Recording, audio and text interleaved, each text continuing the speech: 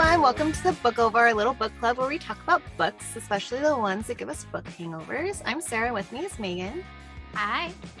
And today we have a special guest that's coming on to talk to us, who is an author who I discovered from reading Jingle Wars, which is a co-write. And then I read her other series, Sinners and Saints series. So we will be talking with Veronica Eden. Yay! Very excited. And she's a new author to me that Sarah introduced me to, so it's very exciting. Yeah. I'm excited to see, just to chat about all of her upcoming projects, past projects, and just the book world in general. Me too. Veronica, thank you for joining us. I'm really excited. So excited. It's I just actually read Half Wicked and Bully God, and so I have so many questions on that. But I feel like I need to start with basically asking you, how did you start writing? Because I'm curious on, I read the first book I read of yours was Jingle Wars. Mm-hmm. And that one is on the sweeter side. Mm-hmm. And then I switched over, to Sinners and Saints, mm-hmm. and those aren't on the sweeter side. No, for sure not. In fact, Jingle Wars is not totally outlier because I have other stories that are on the lighter side, like the book I'm writing for Bella right now, The Devil You Know, is a college new adult romance. Mm-hmm. So almost everything I write is new adult, but for sure my heart tends to eke towards the darker side a little bit. I like it suspenseful. I like it a little bit gritty. I like my love to hurt a little bit. Yeah. Yeah. I like that. I like my love to hurt. Me too. Mm-hmm. We do. Well, us, Megan and I, we're big fans of that. Mm-hmm. It makes it worth it. It makes that ending, that happily ever after, we earned it. Totally. That's exactly where I'm at. I my favorite thing to write is enemies to lovers, because I actually forget that non-enemies to lovers type dynamics even exist, because I love enemies to lovers that much. I want them to fight. I want them to hurt. I want them to earn that happily ever after. Well, I love it when the feelings start coming out and they're like, why am I feeling protective of it? Fighting it. Yes. I love that. Yeah. And then all of a sudden it's no, I'll do anything for it. I love that progression where it's just I've always liked you kind of thing. It's yeah, I totally agree. It brings out the compelling. Mm-hmm. It brings out the passion. Mm-hmm. Yeah, exactly, Megan. It does. Mm-hmm. It does. So did you always plan on writing like that kind of style, or did you sit down and go, I'm going to write this sweet high school romance, and then it turned? How did that go? So as far as Sinners and Saints and the beginning, most of my earlier Veronica Eden works, so these weren't even my debut novels. My debut novel actually came out in 2019. I was writing under a different pen name, Mara Townsend. I was writing only LGBT romance, and I had only released a male paranormal romance.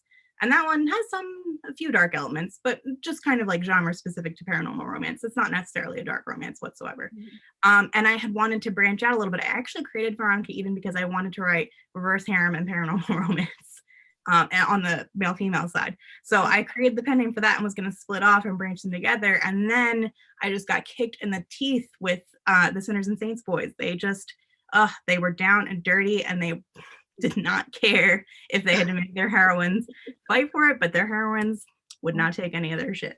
Mm-hmm. So the inspiration came. I really wanted to write a bully romance.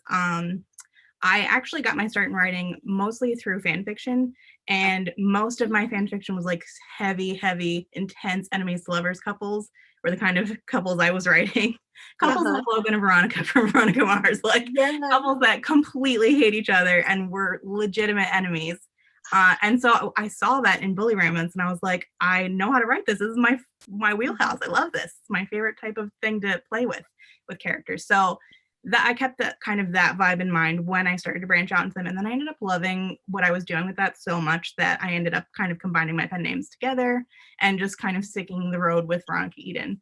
For the most part, like I said, the only thing that's important to me is that I write new adult stories. I really love exploring coming of age. I really like to explore the kind of problems and questions that characters who are in that 18 to 29 kind of age group will face between college or first job, marriage, that kind of thing. So that's where I kind of, most of my careers do go like that, where out of college, I started a photography business by way of graphic design, web design, and small business branding. And I started writing through my fan fiction hobby. Right. I feel How like did you? that's how it goes. Sorry. No, I was go gonna say, ahead. how did you discover like Amazon and indie publishing? Was it through the fan fiction? A little bit. I had writing friends for a long time that had just started publishing their book together. They were writing a series that they were co-writing, and at the time, it was like late 2018. I was a little bit burnt out in photography. I was just kind of like looking for a change. At that point, I'd done photography with my husband, did it with me. So we were like a husband and wife team. Loved it. I loved shooting weddings so much. Love is always, going to be a place that takes its, home in my career. But they had encouraged me to publish because I had a story that was like, it was a fan fiction, but it was like mostly like an original idea. So I just kind of took that and tweaked it. And then I was like, I think I want to do this. Like this, and the type of person I am, I like dive right into research and, learned everything I could about self-publishing. And I was like, yeah, that totally is like my vibe. I like that I get full control over it, and just went full into Amazon and KDP and all that. I love that. Yeah. I feel like because like, do you have a PA? I do. Okay. Yeah. Sorry. Because I just feel like a lot of it seems like it's all coming from you, and I admire the authors who are so involved in it and like have that dedication, and can do it, because I know that's a lot, because like you got your newsletter and your socials and everything, and it's like even like your website's up to date, like it's good job. Thank you. It certainly is. I have always been the kind of person, I'm very, very hands-on, maybe a little bit of a workaholic, maybe a little bit of like independent to the point where I like to do things myself. But I do have a PA as of last year. My lovely Heather, she was the person who ran my street team, and brought her on as my PA. If you saw any pictures of Shameless and my signing there, she was the one hanging out with me, was my savior for handling everything. She keeps me in line, she keeps my reader group going. But as far as like my graphics and everything, my covers, my formatting, because I have my background in graphic design and all that, that's part of my process. I've turned that into part of my writing process, that I need some kind of creative outlet as a way to like let my brain kind of like simmer on the ideas and the stories. So like while I was working on, for example, I was working on some new sticker designs this week, and while I was doing that, I got the idea for a scene that's going to be really pivotal for the next Crows book. So and I kind of use like designing covers as my way to like kind of feel out the vibe for how like my stories are going to go. Okay. So does the cover usually come before the story, or the story before the cover, or kind of in between? A mix of both. Like the brainstorming and like the actual like story ideas themselves will come first, but I do all of my character creation, brainstorming for like the plot and everything, all of that up front. So I'll usually design the cover and have the blurb done before I even start really writing the book. Oh, wow. I know some authors struggle with blurbs. That's very interesting. If I wrote it at the end, I would shoot myself in the foot. I would hate it. I would hate it so much if I wrote it at the end. It works a lot better for me to write it at the beginning. And then it's almost like a little like precursor into like getting into the voice of a character, to just kind of have like this really short, really like quick look into like their voice and how they're gonna, be entering the story, especially in like a series like Crows, where like each book, like the story has just been continuing. So like kind of thinking of like where things have gotten up to this point and where it's going next. That's really cool. I like that. I've just like discovering that I like that kind of series where it's like your focus is on a different character, but that main storyline still like, yes, it's not necessarily a standalone. In fact, these ones you couldn't read it as a standalone. Or if you read them out of order, you're going to get really confused real fast and get spoiled for everything that's happened up to this point. I love that kind of series too, especially because I really love to like sink my teeth into like something really plotty and something where it's like a lot of questions are happening and a lot of theories of like, what's happening, what's going on here, who are the players. Yeah, exactly. I think it could be hard for some readers. I know in my reviews, I always state like, there's more to come, you know, because like after the first book, you know, you are left hanging with like not a lot's answered, and you're like, okay, this is a series, and like even though the main character is going to change, like it's, but I like it too because I get so attached to my characters that like I want to see that couple still continued. And that's what something with Crows in particular that's so important to me. It's like one of my beta readers the other day was like, but make sure you still have like a scene for like Ren and Rowan. I'm like, everyone's getting a scene. Everyone who's been a couple up to this point has formed as a couple, like they're still getting their moments to shine. They're all still main characters. Yes. As far as the series goes, like there was never any like, you know, oh, like even though book one is like Ren and Rowan's story, like they're still, you know, main pivotal characters. He's still, you know, main King Crow, like. Yeah, he is. And I like that. And I also, and Megan knows this, I develop love for these like secondary characters a lot, where I'm like, please write a short story for this person, or like, you know, and they're never meant that, like a lot, sometimes they're just meant to be that person that says that one thing to help whatever happen. But like, I'm like, oh, I want more of so and so. So like, I like these series because then you do like, you know, because some series it might just be like the same, the main couple all the way through, and then I'm like, but I noticed something's going on here, like can I get that? So like I like it when it's all interconnected, and then it kind of makes that world like this big, more invested in it. I agree. I love stuff like that, especially because part I wanted to write, well, they're another group of guys that have just totally kicked my teeth in, held me down, and were like, you're gonna write the story. I have no control. They're in control. But I'm the type of writer where if I start to think, like I have a couple of anthologies coming up this year where I've, you know, maybe taken like a little side character who wasn't meant to have their own book, but you know, as soon as I start thinking about their story and what it could be, I'm the type of writer who's like, oh no, what have I done? Now I have to write the story. You have to now. I love that. Do you ever go to your husband like, oh no, I thought of it? Yeah. He's like, you have so many books on your plate already. How are you gonna find time to write that one? And it's just like, I'm so character driven with my couples and my characters that I get attached to them too as the writer. I want to be in their stories. I want to know where they're going to go and how they're going to face problems. So exactly, it's very hard to keep a side character to just be a side character. Right. So that kind of brings me to Half Wicked. So the Bastards, are we going to get more? Are we going to get some of their stories? So with Half Wicked and the Bastards, his Kieran's half siblings, I had the idea just for the duet. And it was going to be just a duet, but this is another case where as soon as I started to kind of plot things out before I'd even started writing, I saw storylines and I was like, oh, okay, well, if this goes well with this duet, then I will probably write this character, and this character story. Okay. So I already have several, and I'm a writer who's known for like leaving crumbs to other couples and other stories that are kind of in the pipeline. Because I just like to leave breadcrumbs everywhere. It's just a little bakery here in Little Veronica Eden land. Readers love it though. So yes, they will. There are some other stories that will be coming, and once the full duet comes out, they'll totally be clear of who was going to get a story as if the duet does well. Okay, I have 3. As far as my scheduling goes, it's like they're probably not going to come till next year. Okay, well that's fine. Because like when I was reading it, I'm like, there's 3 in my head. Two for sure that I really want, but there's like a third that I'm like really curious on, and so and I'm horrible with names.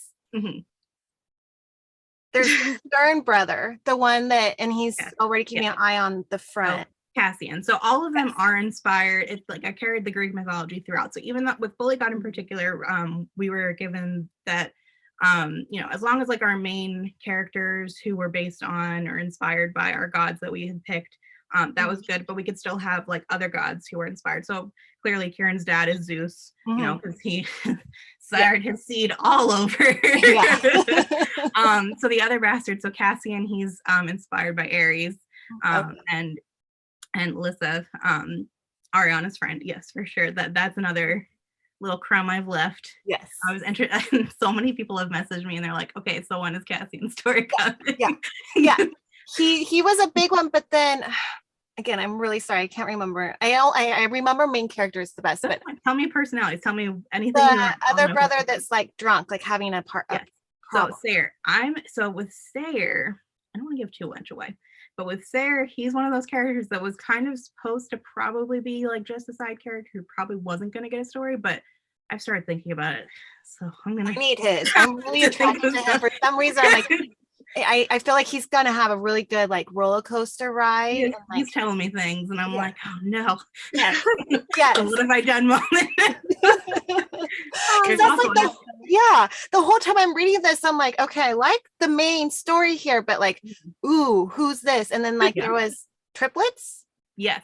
So like, they're kind of like a mashup of like the muses and the fates kind of together. I kind of crossed my mythology there. Yes. So I'm dying to get back to that world. So I'm currently working on Crows 3 and my story for this Twisted Legends collection. So right now, like Half Wicked is on the back burner just until, finish the next release up. But I'm so excited to get back to the world because I'm obsessed with this like whole world that's like, like modern mythology, meets elite and privileged, and just very excited to explore all the things. And I'm sure like the more I explore, the more these characters are going to tell me. Like I've like got the ones that I like planned out before I started writing, but I'm the type of writer that like as I get into things, I have to know for sure that the rest will probably tell me like me next. For sure. So like with the Twisted Legends one, yes, that's another anthology. No, that's Hellgate. Yes. So that's again, I had created Veronica Eden to write paranormal and reverse harem romance. And I'm finally, almost 3 years later, getting back to that. So I'm really excited to work on Hellgate and get this one out. So this is a collection of standalones. So kind of like the Mafia Wars and the Underworld Kings and what was the one from last year that was like Bullion Academy? So like a shared universe. Yeah, sort of like in terms of like Amazon and like Goodreads, like it'll technically be shared sort of, but they're all standalones. Some of them are contemporary, some of them are paranormal, some of them are reverse harem, some of them are, I think there's a couple of like MFM, I think there's a couple that are just MF. So it's a whole mix. The only thing that is tying them all together is that we're all writing based on urban legends. Oh, okay. That's cool. Yeah. I love that. Yeah. That's a really fun concept. Yeah. Does it work a certain way? Because like I read one of the Mafia ones. Like it was already, I was reading a series and then I didn't realize I was going into like that new one that other people were sharing the world. So there'd be like a new character kind of introduced and like show up as like, helped out in a scenario. So like, is that kind of thing gonna? No, so I don't think we're having any crossover characters. Okay. I think at the most we're just planning like the theme of the urban legends, kind of what ties it together as a collection. So you can kind of jump around this one completely. Okay. I get really excited right away when like anytime somebody says urban legends, I think of me too. Joshua Jackson. Yes, exactly. I honestly was so obsessed with that movie series because I had such a Joshua Jackson thing when I was growing up. And I grew up in South Jersey, so I grew up not far from like where the Jersey Devil was. My husband and I, when we were in college, we really liked to do like the weird New Jersey and like weird Pennsylvania, like all those little like exploratory things. So this was like so up my alley to like take an urban legend and twist it on its head. They're so fun. Like that's what I like about like the Greek god thing. Like everyone at some point loved those stories growing up or learning them in school. And then like with the urban legends, that was always that fun thing. Yeah. I live for stuff like this. I've been so excited to work on both of those projects. Yeah. So will this be your first RH that you are going to publish? Or the first that I've actually officially like full length published. I do have like a sneak peek of one that I was originally going to publish in 2020, but Sinners and Saints happened to really take off. Those characters really took over my life. So I spent the most of that year working on just them. So I had a book that I was writing that was a standalone that was also with demons. And there's like a preview available. It's like on my website, but this Hellgate will be the first one that's actually like full length, published, complete. So I have like a bunch that are like half finished on my computer. Just like my little WIP folder of June. They'll get there someday. Right. Well, and Well, so I love reverse harem, so I'm excited. yes, Like, Megan. I love told when Megan any that, MF author goes into reverse harem. I'm like, yes, we've got him. yeah. You got me for a while. Like I've read and loved RH for so long. I love Just a matter of time. I got you. it. Do you think if you, with Hellgate, if it gets to a point where you feel like it needs more, do you think you would turn it into more? Into a series? I'm not done the story yet, so it'll all depend kind of where things type. I'm planning for that one to just be a standalone, but I do have other RH stories that are paranormal too. I've got contemporary and paranormal ones all in the pipeline.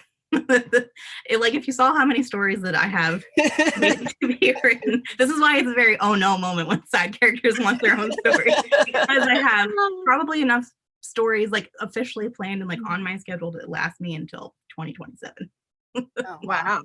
Well, that's great. You have something to do. Yeah. You know? It's like our TBRs, you know. Yeah. It keeps growing. Well, and kids love that though, because all we want are big, like thick books and lots of stories. So Yes. I for sure love putting them out there and getting them out to readers. Yeah, I love it. I'm just so, like, so the Sinners and Saints, I love those. And then like, I'm on, doing the Crows as they're released. And it's just, I haven't, like, I'm like, I love that I don't even know. I think I just found you from the Jingle Wars. And I'm so happy that like, I was like, I liked this. Let me read. And then like, cause I really do like the darker side. I do the sweet to like,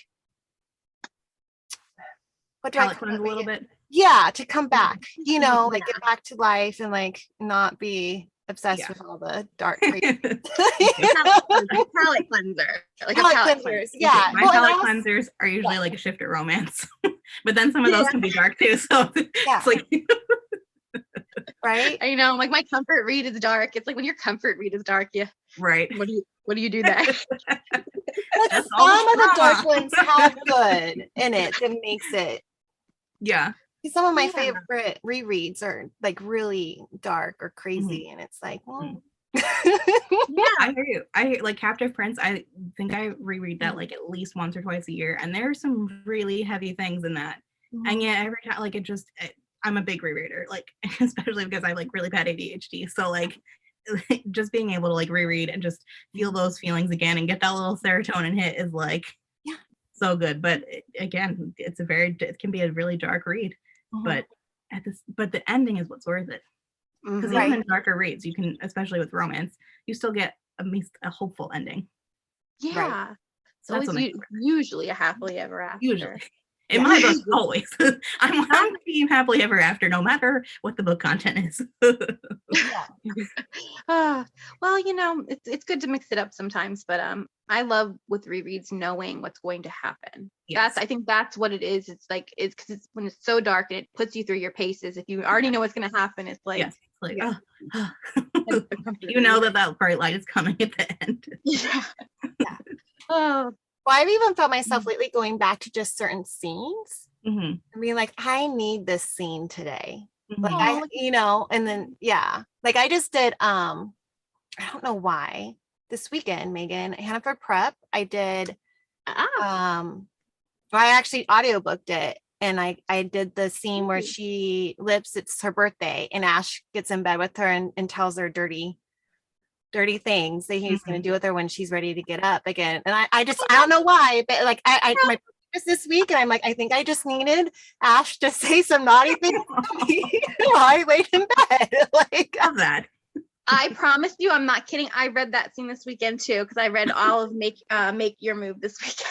Yeah. Or Make My Move. The boys' perspective. The boys' perspective. Yeah. Comfort rereaded it. It's a but yeah, I like going. It's a great scene. It's a great birthday scene too. There's something. We're getting off. So, Veronica, you said that you like RH. Do you have a favorite series or writer that is like your go-to when you want to? I do. I have a couple of favorite like writers for RH. My like hands down, like if someone's getting into RH and they like don't know where to start, my two top recs are Devil's Day Party by C.M. Stunich which is a standalone and epically long, but oh God, it is just a masterpiece. It is so good. I've reread that probably like 4 times. I just, yeah. We just did an then episode on it because we love it. Oh, Like, I love it. It's like perfection. Like as soon as I finished, like I went to one of my author friends, the friend who had like encouraged me to write in the first place, and I was like, "You need to read this." Like she's an RH author too, but I was like, "You need to read. Like stop what you're doing right now and read this so we can talk about it." But masterpiece. And the other one I usually rec is actually the first RH series I read, which is Christy Cunning's Dark Side series. I just think it's so fun, and they're such like fast reads too. It's like the first like 3 books, because I think they're only like, I don't know, maybe like 240 pages each for the first like 3 books in the series. And that one's paranormal, but it's like so fun. Like it's just a fun series, and it was such a good like intro to RH. So I usually rec that. And then as far as authors goes, Yam Stunich, love Tate James, love Caroline Peckham and Susan Valenti. I love Elena Lawson. Like it's hard. Like I read everything, so it's hard. Like if I start listing one, I'm just gonna keep going. Oh. Yeah. Right. Yeah. Us too. I get in the mood where I'm like obsessed with one, and then I'll start thinking, I'm like, oh, but what about this one? And oh, I forgot about so and so. And then it could snowball. And lately, I love Jay Bree's series right now, the Bonza tie. Like, oh God, there's such like that one is gonna be like huge. Like it's already is huge, but it's gonna be another like masterpiece series when it's complete. That it's just gonna be like that's gonna get like a nice like priority shelf on my bookshelf. Well, those covers too are gorgeous. They're so pretty. So like gorgeous. Like I would want that. Like I want the whole art just like pasted. Yeah. I want a print of the first one of Oleander. I just love that with the skull and her. Like I don't know why I could stare at that one. I'm like, give me a print of that. It's going in my bedroom. I'm sure your husband will love it. The books have took over. I actually got bookshelves for my birthday. Like I was like, I'm ordering me these, and yeah, because just deal with it. There's books. That's a great gift. I love it. Embrace it. It's got they got to embrace it. Yeah. Why not? Those are all good. Yeah, it sounds like we like the same. And I'm excited that RH is taking off. More and more people are I just saw the other day on Instagram, I saw a BB Reed post that Lilac was on an end cap in Barnes and Noble. Oh, like what? Wow. Like, that's RH mainstream in a Barnes and Noble. That's incredible. Like congratulations to her. That's fantastic. Whoa, that one did make it in Barnes and Noble. Oh, I'm excited. Yeah, I keep seeing posts like that. It's so exciting to see that. It's fantastic. I'm excited too to see like how maybe like Netflix will pick something up, or like I like the more like honestly, like I felt like 2 years ago it was like really not hard to find, because of course RH was there, but it was just its own little like bubble. Yeah, and now it's spread far and wide. It has. I almost want like Showtime or HBO, because I need those steamy scenes to actually be steamy. Yes. They're gonna take it on. They have to do it right. I'm like, you definitely have to do that, the thing. But that's what I like about the RH world is this like the development of that relationship. Like I try to explain it to people before, where it's like you're getting everything you need in a relationship, but I always call it found family plus sex and love. That's how I describe it. Yes, exactly. Yeah. I like to say that you're getting like multiple love stories in one. Yes, because it's all different facets, different personalities, but they're all bringing out and making compliments to the heroine and what she needs in a romance.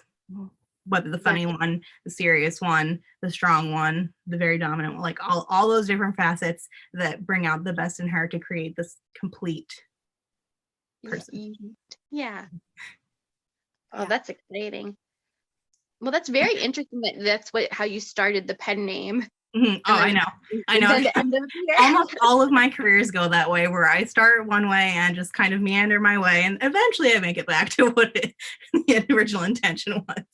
But you know what? No one's complaining. Everyone's happy with how it turned out.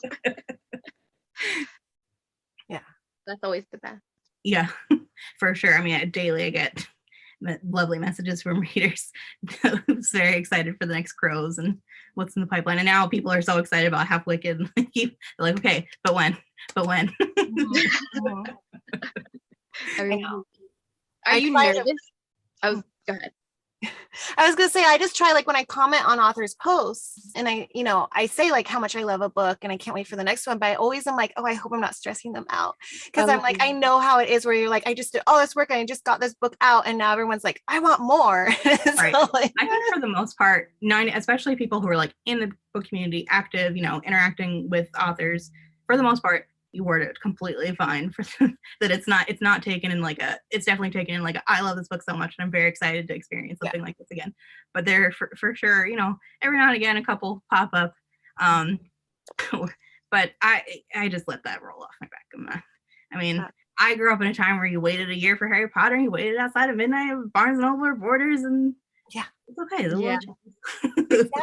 Exactly. Yeah. And I've experienced, Megan gets text messages all the time from our bookstagram, like, weird comments or people like almost wanting to pick a fight over something, and I'm like, honestly, like, I'm just like, okay, whatever, but I'm just gonna go over there for a little bit. Really nice, so I just try to like, move on, like say something and move on, and then they're like, and I'm like, just it's good, we're good. Like slowly back.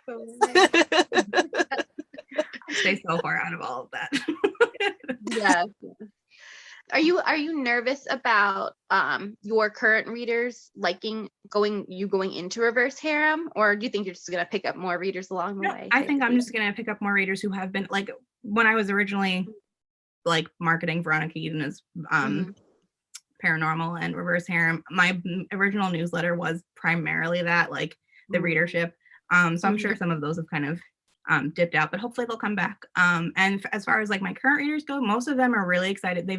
Some of them have never tried paranormal before and have told me like that they wouldn't normally read this, but because I'm writing it, they're like, because they enjoy the books that I write and the way I tell stories, they're totally happy to like try it out and excited for that. And a couple who have maybe never read reverse harem and they're excited again for the same reasons. There are some who are like, oh, I don't really read reverse harem. I'm like, okay, well, that's fine. It's not like I'm stop writing, stop other things. So I think this about LGBT romance too. Like I have those studies, I have to edit them and re-release them. But I think, in terms of like romance, like if you're a romance author, like write the things you want to write it all. I don't think we need to stay in one lane. I don't think we need to only write RH or only write male or only write, MF. Like I think if you have the story and you want to write that story, and like I've said, my characters have complete control over me. So like however they want their story told and whatever, if it's single romance or if they want an RH, I follow them. Yeah. I love that. I think that's really great advice. Mm-hmm. I know for sure there are people who are like, oh, I kind of want to write an RH, but I don't really know if I, should, I'm gonna lose all my readership. I'm like, they're for like, especially now because it's become so widespread, it's so mainstream now. Like, there's for sure going to be crossover. There's definitely people who, have read an RH bully romance who are gonna, slide just fine into, like a mafia one that maybe somebody has to write. I don't know. Right. Yeah. Well, and I think also a paranormal RH for your first helps you ease into RH because it's like, it's paranormal. It's a whole different world. It's a different, you don't have to spend as much time explaining, going through that whole like that little trope that happens, like that mini trope where it's like, oh, why should, and having to what like, should I do? Is this okay? Yeah. You don't have to do that. Yeah. Because that was like, Megan, I never can remember because I read The Void was one of my first RHs by Raven Kennedy and or Coralie June. Yes. Yeah. And so that one, it works because it's different, normal standalone versus yeah. And then I liked like there's been witch, like I haven't done a lot of paranormal, but like the ones I do, I like it because it's a different world. Yeah. Oh my gosh, my first reverse harem was paranormal too. I wonder, it is a little easy, isn't it? I guess it is a little more digestible when you think about it. Because I wasn't sure if I was gonna like it when I first picked it up, but I kept seeing reviews for it and I was like, this sounds really fun. I really want to try this story. And so I dove into the Dark Side series, and like I said, like they're quick reads, and you get so addicted to her writing that you just fly through, and you're just like, I need to know what's happening. And I think even in terms of like contemporary too, like I think there are great ones to to do for contemporary. Like Jay Bree's got great series. I think Caroline Peckham, like that series is great. I think, I don't know if it's just, maybe I'm just open-minded as a reader. I read fantasy, I read paranormal, I read all of it. So I don't there wasn't really like that much of a barrier for me to be worried if I was going to like something or not. But I suppose for readers who kind of stay in their lane and aren't sure about venturing outside, that maybe they should look for something that is a little bit easier to if they're so worried about that. But I think as long as the story, is pulling you in and you're getting invested in those characters and how they're approaching that and how they're exploring all this and coming together, that you're gonna forget all about the fact that maybe it's not the norm in actual society, but for sure those kind of relationships exist too. Well, because there's even been stories series where you don't Kate James doesn't always announce what it's going to be. So you start reading, but then you as a reader, you're reading these things and you're you start developing this well, I don't want her to choose. So you're right there in the same mentality, and then you're oh, she's not going to choose. And you honestly, as someone who cannot stand, and I love all tropes equally, but as someone who will not read love triangle because I'm just too disappointed from my YA reading days. I know. From YA trauma, I will not read a love triangle because why should she have to choose? Oh my, why did they put us through that? Why did we, in our youth too, our poor hearts. So yes, I totally agree that when you're going in and you're oh no, I don't want her to choose it. Those cues will be there, I think. So exciting. I'm so excited for the urban. Why am I losing the word? What is it called again? Oh my gosh. Urban legends. Urban legends. Yes, I'm very excited. And so many of the authors, we've just started kind of revealing our blurbs and stuff and a couple of what the legends are and what some of the tropes will be. And so everyone has such cool takes on what's going on. All of the legends they've picked, all of the how they're taking that legend and turning it into such cool stories. This group of girls are killing it with all the fun things that are going to come this year from the series. I'm really excited. I only looked at yours so far, but I do need to look up everybody else's because that is something that is so fun. I totally recommend. I'm so excited to read all of them. Every time we post what's going on with our things, someone said oh, I'm doing this and I'm doing this. I'm okay, I need that right now. My Kindle's ready and waiting. Is everything released at it's one at a time, or are they going to be all? Yeah, so they'll all be individual releases. The first one comes out in April. Oh, I want to say the 9th, but I don't think that's the right date. I'm probably saying the 9th because mine comes out on June 9th. But they'll be, I think, twice a month. So every other week one will release. That's so exciting. So yes, they start in April and then 2 a month from there. I think all the way to September, maybe no October. Okay. Well, this is October reading too. Yeah. What can you tell us about yours? So about mine, I have not released the blurb yet because I usually like to release my blurbs with my covers. I like to keep you guys in the dark a little bit. So this story is, we're going to Central Pennsylvania, which is I went to college out in Central Pennsylvania, so it's perfect for the urban legend vibe of just creepy middle of nowhere kind of town. This girl Lily, she's a curvy kick-ass heroine. I want to be her when I grow up. She is my hero. She is take no shit, she does not care. She dresses how she wants to, whether that's tight clothes, low cut tops, anything. And so how much can I reveal? So she is kind of a reject. People kind of label her as troubled. They think that she starts fires. They think that she gets into fights a lot. So she's kind of someone who's kind of brushed aside and is kind of a little bit beat down at the start of the story. So when she gets to this town, she's warned to stay away from this abandoned graveyard And things in this town are kind of stuck in time a little bit, like it's got brick buildings with faded painted signs on them from like the 50s. Like there's one movie theater with one movie playing that's like months and months old. And she's coming from like the Philadelphia area. So like she's used to things a little bit more up to speed. So she's warned to stay away from this graveyard, but then she gets dared to go. And then she thinks that this local urban legend is just a piece of shit. She doesn't think anything is going to come of this until that dare. And so then she finds out that the legend that this town has about these gates to hell is real. Oh my God, it sounds so good. It sounds really good. Can you tell us anything about like her harem? Like if it's so it's all going to be demons. They guard this gate. So with this urban legend, it's kind of like almost every small town in America has something that they think is like, 7 steps to hell, or, like portals, or, oh, don't walk through this petrified forest because you'll be able to see into hell, all that kind of stuff. So I kind of rolled all of those together into one urban legend for this, but they guard this gate. And so when the gate is activated, they're supposed to keep humans out from the underworld. And so they take quite an interest in her when they see her. Okay. How many are there? Can you tell? Three.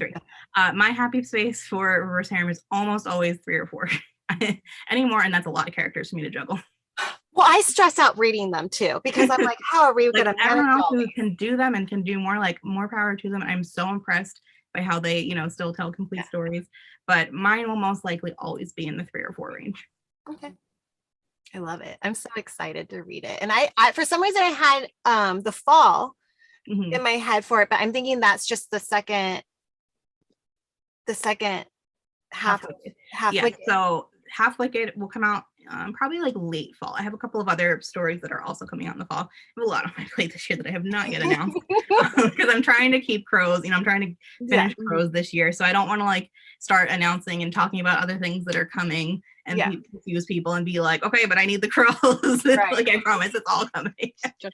And I also don't want to stress myself out and like announce all these things and put up all these pre-orders and then come down to pre-order time on deadline. So I've kind of like announced everything I've announced so far is kind of like there's more, but that's like the level I'm comfortable sharing. So Half Wicked, so what was in Bully God is only the first half of the story, and there's probably a little bit more that will expand on that first half too. So there will be a couple more scenes that go into that first half. And so when that releases in the like late fall, probably like November-ish, that will be a full length like 70,000 word story. And then shortly after, the second book in the duet will come out, which I cannot talk anything about because it'll spoil everything for the first book. I love to get secrets out of people. I'm very excited. I live in Maryland, which is like very close to, South Jersey, Pennsylvania. Like that's my neck of the woods. I visited South Jersey so much, so it's very exciting to have something taking place. Yes, like, and I haven't like written a lot.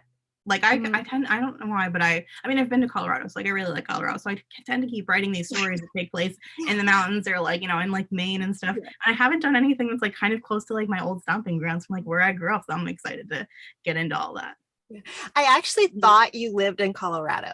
Like that's what I thought. So when I asked you about coming on the podcast and you're like, I'm in Florida, I was like, oh, I'm thinking Colorado time. I went hard on all the Colorado. So I like, I've only been there like once or twice, but it's such a pretty state. It's very pretty. Yeah. So I was just telling somebody that I feel like anyone who's visited Colorado more than twice like ends up moving there.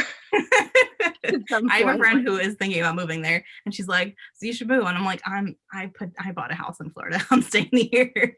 But I really like, especially if you're like familiar with the Philadelphia area, Jacksonville is so much like Philly. And we have a lot of transplants from our area. Yeah. Really? But it's all very like foodie here. Like we have a ton of small businesses that are restaurants and little like bars and pour rooms and like distilleries. And half of the chefs, I swear, are all from Philly. Wow, that's but like so it's just like home down here. It's like feels like home. Yeah, I feel like I get to have more plants. That's nice. It's warmer. Well, I feel like Baltimore and Philadelphia are like sister cities. That this like it's very similar accents, similar legends, similar way of speech. So that's very interesting. Yeah, cool. Yeah, I'm boring. I'm California. So California's not boring. California's also beautiful. I've been there too. Love it there. We have good weather. I'm writing a Southern California, like beachy surf college town. That's the story that I'm writing on Velo right now. And then later this summer, when it's done, it'll be released as like a regular release into KU and into paperback. And I'm so excited for the standalone because this is the cutest paperback ever. Like, I can't share it yet, but it's very, very cute. And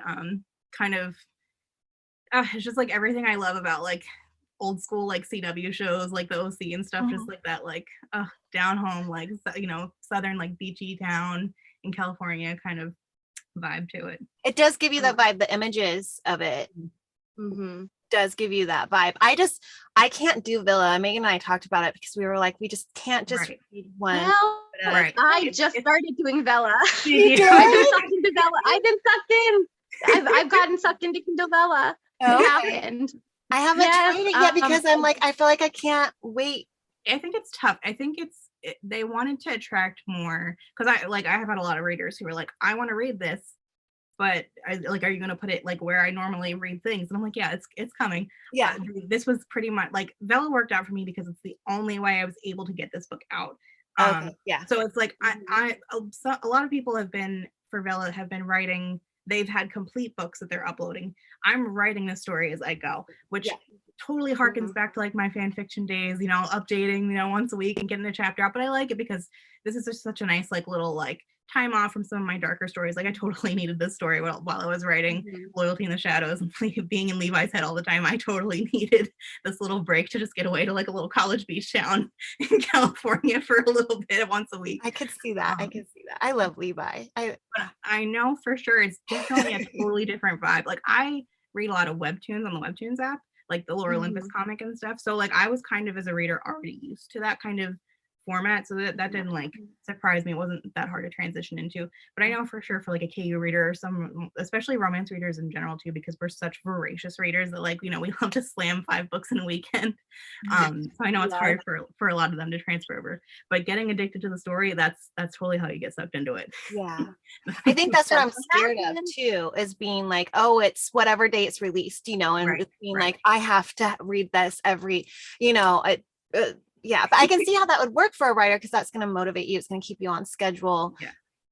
That's and then for your breaks too. That's It's kind of like a little TV episode. But how it got me was one of the stories completed. It got put on Kindle Unlimited. I read that story, and then I found out like half of the second book is already on Vella. So I'm like, now I'm like every Sunday I'm like, oh, is it time? Is it time? It's totally like that. Totally like a little TV update. Yes.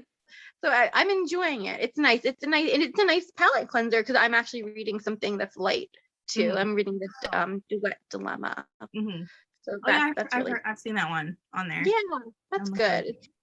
I'm so proud of you, Megan, reading something light. It's so like at first she was so dark and RH only, and she's so branching out. And it's so funny because I would hop around. I'm a very hopper. And then now I've been telling her, I'm like, all I've been craving is like the really dark and like the RH, like I need to be like torn apart and brought back together. And she's like, I've read a romantic comedy. And I'm like, we're oppositing. Because even like with Sinners and Saints, like right now, like Devlin, I think he might be my top guy. Well, I'm not surprised at all because I think most readers tell me he's their favorite. Although it's like different. So like Instagram for sure, like people who are on Instagram or Bookstagram, Devlin is their favorite. He's like hands down the top. Book Talk, it's Fox.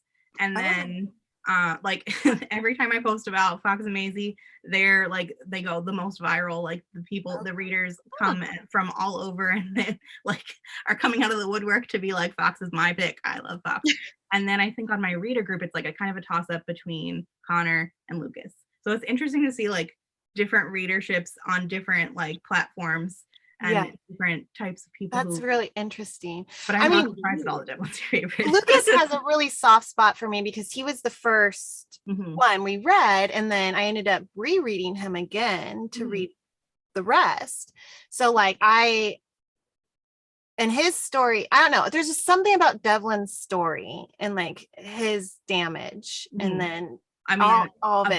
abandonment, Yeah. it has hard for most people. Even if you've not experienced like the particular brand of abandonment he's been through, everyone feels like they're thrown away at some point in life. So, and the fact that they're both the same, but also foils for each other, you know, that she has something he doesn't and craves so hard, and that, you know, vice versa, that they really fit together. Yeah.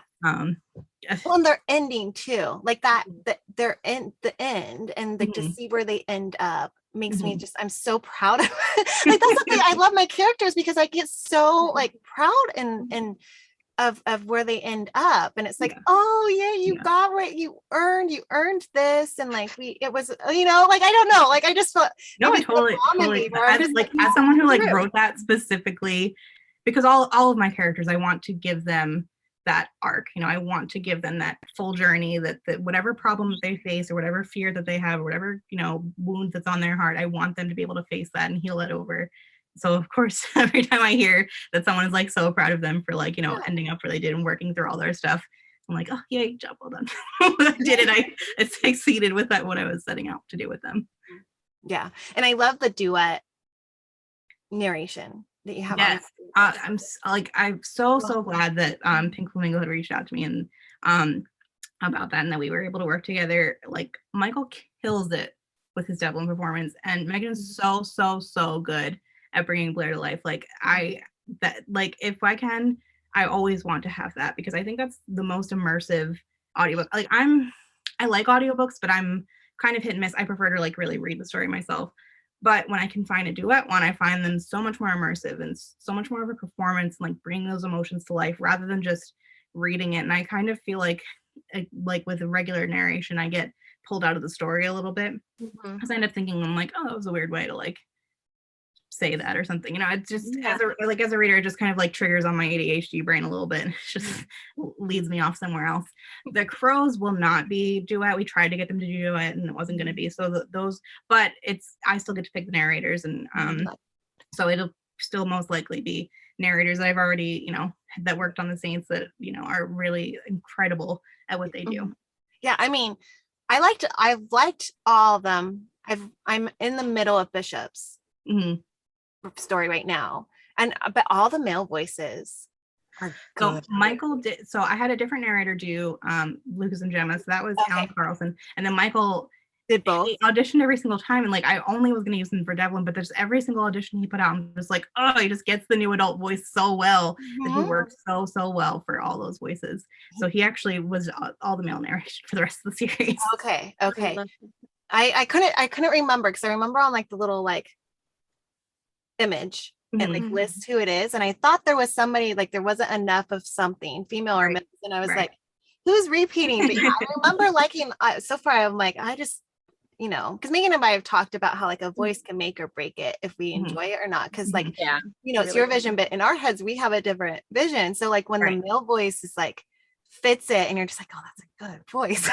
So like his first audition, like I was listening to him, my husband was like in like the other room, and he looked over, and I just turned like bright red, and he's like, what's wrong? And I'm like, his voice is like Prince Zuko. He just had that Dante Basco like rasp to it. Oh, he was just perfect for it. The right voice. I totally agree. There has been books that I've like really want to read, and I go to try them for the audiobook, and the audio just does not jive with me, that I'm just like, that is not how I'm going to picture this. I'm going to go read the regular book.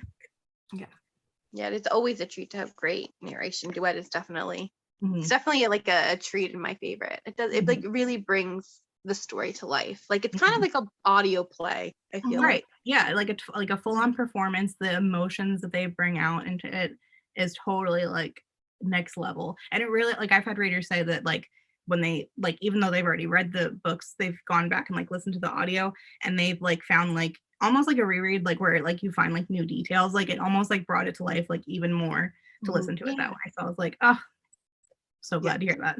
Exactly. Yeah, that's exciting. I'm so excited. I'm excited for like all these new projects you have going, and it seems like you have so much. I love it. It's always a lot. If I ever seem like I'm quiet, it's probably because I'm working, because there's never a time that I don't have a project on the plate. Like I said, I'm a little bit of a workaholic. And I get it. you mentioned that you were at Shameless. Do you have any more upcoming signings coming up? Yes, so I'll be at Shameless again this year. Let's see, I'm going to Allure, which Pink Flamingo Productions is putting on. So that's in Chicago. What else do I have? I'm going to be in New Orleans this year, which I'm so excited for because I've never been to New Orleans, and this new signing is starting there. So I'm going to like take my husband. We're going to like spend like a week there and like, you know, eat all of the beignets, go explore some really cool graveyards. So excited for it.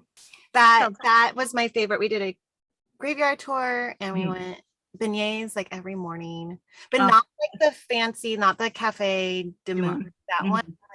There's another one. I have to message you please do, because I am like looking for all the things to do, and I'm all about like the hole in the wall place over like the really like fancy like touristy place.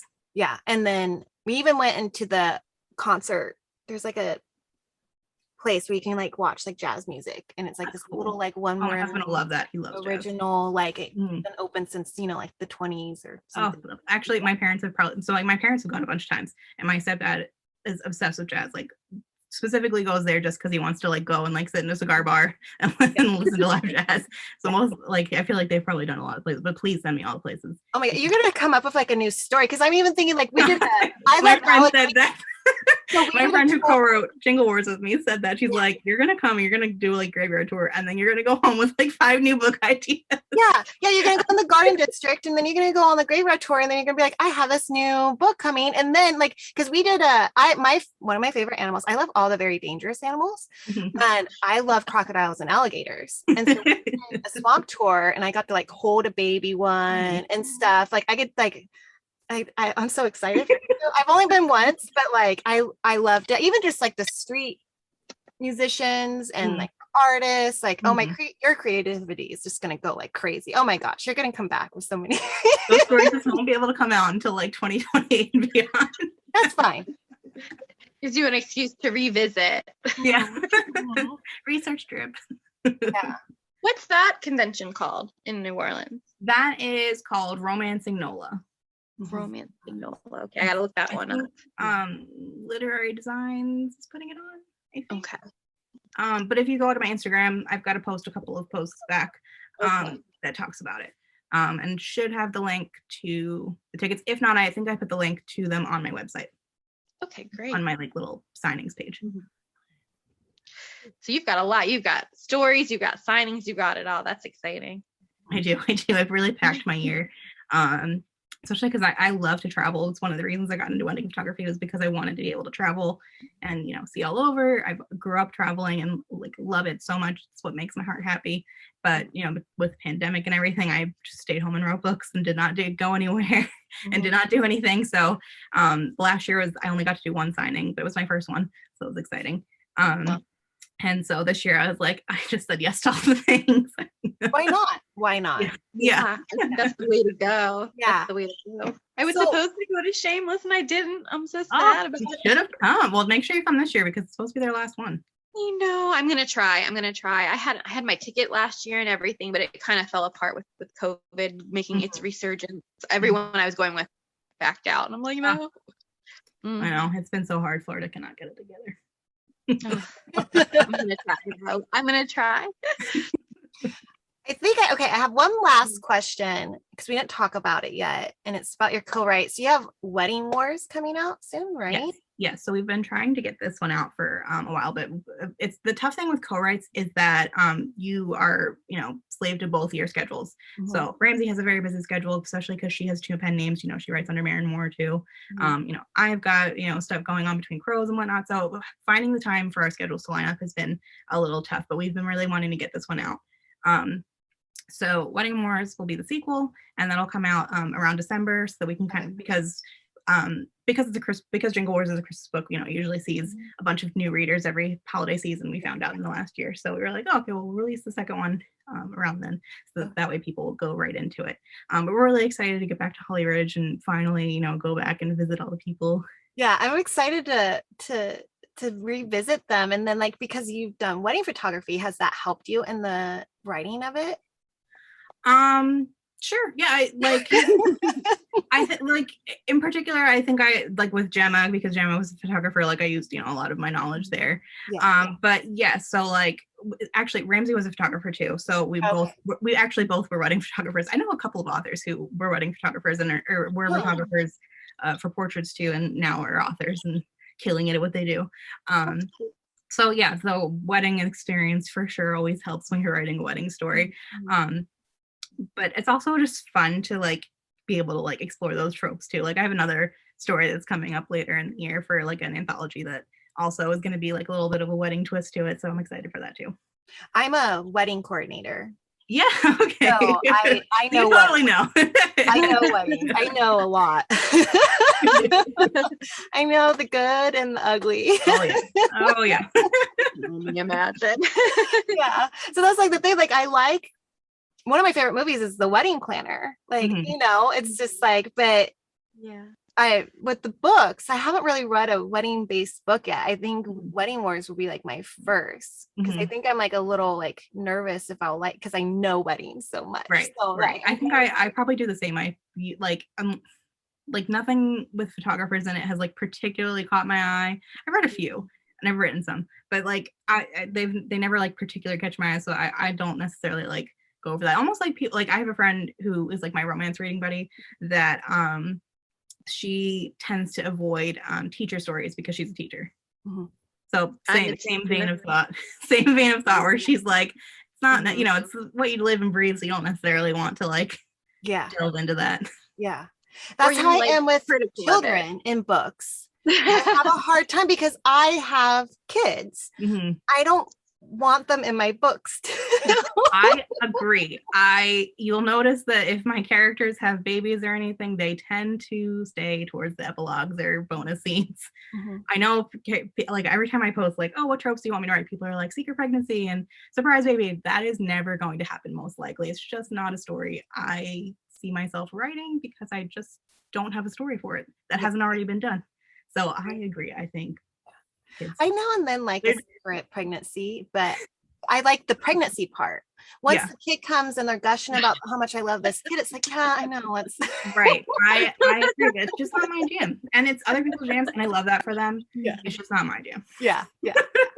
Totally. I understand. That's so funny. I never really thought about the opposite of what they have. I think that's what it is. Right. You're right. So too. Well, because romance is our escape and books are, where you go to escape. So if it's just going to look exactly like your life, then it's like. Exactly. Megan, that's really true. Because like I'm thinking of my evolution of reading, and I started out with very sweet high school romances. And then like somehow like a bully got in there. I don't even think it was a and then it's like, and then I was like, I'm really interested in this. And then it was like a lot of like fade to blacks. And so like I was literally in the Kindle being like, high school romance with sex. Like I was like, I'm like, I need a little bit more. I need a little bit more. And then like more stuff. And I'm like, oh my gosh, I'm loving this. I'm loving that, and then it just like evolved. And now I'm like, give me all the dark. I love this. You get to explore different lives through books. I think that's what it is. Yeah, you're right. I love it. I think way too much about this stuff. And it's great because like we have authors like Veronica who bring that to us, and like you're the thing. It's thank you. Like it's like you're bringing us these outlets and these different stories, and it's like I can relate to even a damaged character, even if I don't have that same issues. Like there's just something like you were saying, like about Devlin, like we all have that worry or something about abandonment. So it's like as a reader, it's I don't know, I'm bummed that I started reading so much later. I wish I started reading when I was in my young, like early 20s, I feel like I could have read so much more. Actually, I think things have evolved a lot, especially in the indie book world. I think so. Oh, especially for the indies. Yeah, I think so too. Because I went through the same thing after college, like most of my 20s, if it was like, maybe I got some fan fiction reading in there, but I stopped reading altogether. Like even like traditional publishing, like everything that I normally was voraciously reading from childhood all the way up until, graduating, I just didn't want to read. I think a lot of readers, especially romance readers, I feel like go through that, where they maybe have a period where they just stop reading or they just fall out of love with it and they need to find their way back to it. But yeah, I totally think so, especially in the last even the last 3 or 4 years, I feel like there's been that everything's rapidly changing and evolving, which I think is fantastic, because I think it's going to take the publishing industry as a whole in a new direction, which I think is great. Yeah, I do too. I love that. I love that so many people with self-publishing and independent publishing are getting to have their voices out, and then readers are getting more diverse voices that aren't edited by these big corporations. 100% agree, especially with Book Talk and what Book Talk is doing for indies and getting them into bookstores, which is fantastic. And just to bring so much more, romance to the front of the store, that's amazing. Because I feel like every time we used to go to a bookstore and I'd go to the romance section, it'd be like a shelf long or maybe half a shelf long, even in the library. I'm like, okay. No wonder I turned to Kindle in the first place. Right. But it's the biggest, isn't it the biggest seller romance? And it's $1 billion industry, $1 billion, top of the charts, sells more than any other genre. And yet people are so afraid to be out and say loud and proud that they read romance, so afraid to be able to be seen, enjoying a story that puts women's pleasure front and foremost. I love that we're finally starting to make a change and that we're going into bookstores and seeing the Book Talk table. Yes, I love it. Me too. Because I'll loudly say it too. I'm like, what do you read? I'm like, romance. Right. And I've read romance since I was a small child with historic romance and everything. I had little Fabio on my cover and I never had a problem with it. I'm not a reader who gets nervous or a little shy about having some man chest on my cover, a really sexy pose on my cover. So I'm not someone who cares to have a discreet cover. I as an artist and as a graphic designer, I love them. I think they're gorgeous and I have them. Yeah. But I've never been shy about saying I read romance and I'm enjoying it. No problem with that whatsoever. Well, and the thing is I almost don't like the title. I like romance, but so many people read romance and they just think oh, so you read porn. It's right, exactly. Mommy porn, or so much more than that. And it's erotica and it's just spicy. I probably could. You could get me on a whole nother tangent about this. Because I'm I agree, because there's so much more to romance than just the sex. There's so much more to it than just, oh no, they're kissing. There's so much that led up to that kiss. There's so many, connections between this relationship that has developed that got them to that point. And as far as the sex goes, when people are like, oh, it's just sex, there's so much more than just sex. There's a whole relationship dynamic that is happening, and an intimate conversation that is happening between body parts and between people. You could really get me talking about this. Connection. I totally agree. Yeah, I think so passionate about this. Me too. I saw a hashtag recently. It was romance with plot, and I'm like, I think most romance books do have plot. All romance books have plot. That's what makes them romance books and separates them from erotica. Exactly.